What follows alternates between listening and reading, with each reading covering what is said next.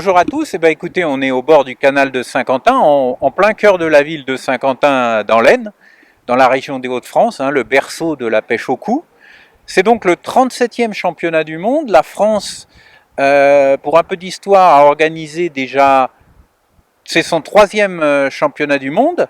Elle a organisé déjà 2 fois le championnat du monde, une fois à Rieux et une fois à Niort. Pour l'instant, ça ne nous a jamais trop réussi puisque les 2 fois on a été battus par les Hollandais. J'espère que ce ne sera pas le cas cette fois-ci parce que il y a quand même pas mal d'équipes de très haut niveau cette année. Évidemment, l'équipe de France fait partie des favoris, la SPP 87 avec Stéphane Potelet, Pierre-Louis Renaud, Paul-Louis Lafont, tous des pêcheurs internationaux. Mais il va y avoir fort à faire avec des équipes d'Angleterre menées par Alan Scottorn, les Barnsley Black, l'équipe de Belgique qui compte aussi de nombreux internationaux, les outsiders que sont évidemment les Hollandais mais également les Italiens qui ont des pêcheurs de très haut niveau. Alors je vais me retourner tout de suite vers Diego da Silva qui lui-même a gagné le championnat du monde des clubs en 2004 en Espagne avec l'équipe de Draveil. Draveil qui a gagné 3 fois le championnat du monde des clubs et qui surtout connaît très très bien ce parcours de Saint-Quentin puisqu'il y pêche régulièrement.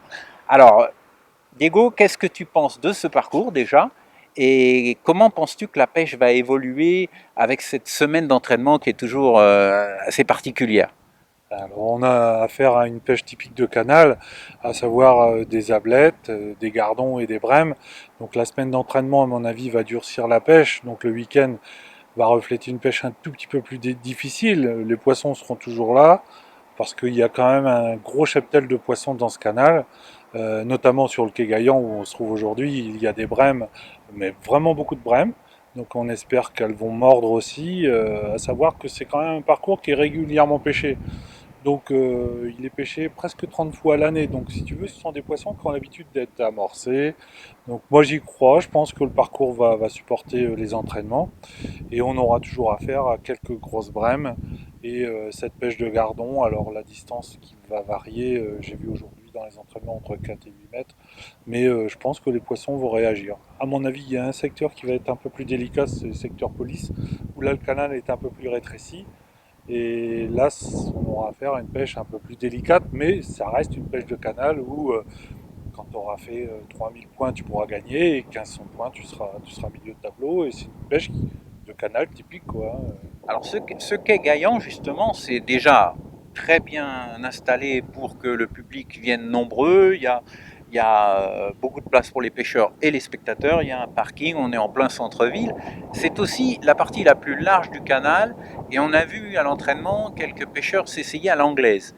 Alors est-ce que tu penses que l'anglaise risque de jouer un rôle important sur ce secteur? Évidemment pas sur les autres où c'est moins large, mais est-ce que tu penses que ça peut être payant, surtout pour les vrais? Moi, j'y crois fortement, sauf que quand moi j'y ai pêché ou on y pêche individuellement. C'est-à-dire que c'est une option, c'est un choix tactique qu'on fait, mais on ne prend pas le risque pour l'équipe, si tu veux, hein. Le problème, c'est que là, il faut aussi jouer, il faut surtout jouer l'équipe et à savoir qu'il faut prendre une option qui va limiter la casse ou alors prendre le risque de faire un grand coup. Et là, l'anglaise, à mon avis, peut faire un grand coup. Le tout, c'est d'y pêcher concentré et d'y pêcher 4 heures complètement. Tu vois. Après, il y a une histoire de distance. Je connais très bien le canal et là, il va falloir faire une option au niveau de la distance. Et j'ai vu aujourd'hui quelques petites erreurs, à mon avis. Il va falloir soit pêcher près, soit pêcher loin.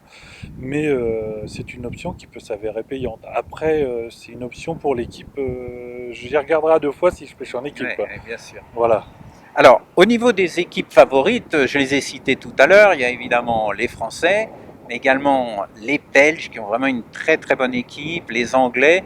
Qu'est-ce que tu en penses? Tu connais à peu près tous les pêcheurs qui sont au bord de l'eau ici ce week-end. Qu'est-ce que tu en penses? Quel est ton pronostic, si on pouvait dire? Alors évidemment, je mets les Français en tête et j'espère qu'ils vont faire un grand coup parce que là, c'est l'année où il faut vraiment gagner. C'est une pêche canal qu'on pratique toute l'année. En plus, c'est une très grosse équipe. là, j'y crois fortement. Après, on a les Belges qui sont venus depuis des semaines, voire des mois, repérer les parcours et qui connaissent aussi vraiment le parcours très très bien. Ils ont participé à des concours qui étaient organisés par les sections du coin. Donc là, ils ont quand même aussi de fortes chances de faire un podium. Les Anglais, je les ai regardés, c'est magistral, une équipe très forte, des options de pêche, des distances, et encore aujourd'hui, enfin aujourd'hui je pense qu'ils pêchaient peut-être pour désigner le remplaçant. Donc Oui. là c'était intéressant parce que c'était un peu tendu, chacun jouait sa place, enfin, il y en avait deux trois qui jouaient leur place, il y en a d'autres, ils étaient tranquilles. Alan est tranquille, je l'ai vu, il était serein. Donc les Anglais très très forts, en plus une approche de quelques brèmes avec quelques gardons, on retrouve un parcours qui ressemble fortement à la Hollande, tu sais là, La Hollande, à la Almer, Pologne peut-être. ou la Pologne, tu vois. Et j'ai quand même vraiment derrière les Italiens, parce que les Italiens commencent à pêcher les brèmes depuis quelques années, ce sont des poissons qu'on retrouve en Italie depuis pas trop longtemps, et commencent à les prendre sérieusement. D'autant que maintenant ils savent aussi pêcher les gardons, les Italiens. On a fait des rencontres avec l'équipe de France où là on a échangé, ils commencent à savoir les prendre les gardons. Donc je pense que l'Italie sera vraiment pas très loin. Oui, ça risque d'être un match quand même avec, on va dire, 6 ou 7 nations qui peuvent l'emporter sur 24 pays, hein, rappelons-le, qui participent à ce championnat du monde. Donc il va y avoir une sacrée bagarre. Et j'incite vraiment tout le monde à venir à Saint-Quentin ce week-end. Bon, le temps pour l'instant est assez maussade, mais normalement la pêche devrait être assez intéressante. Et puis il faut le maximum de supporters pour notre équipe française.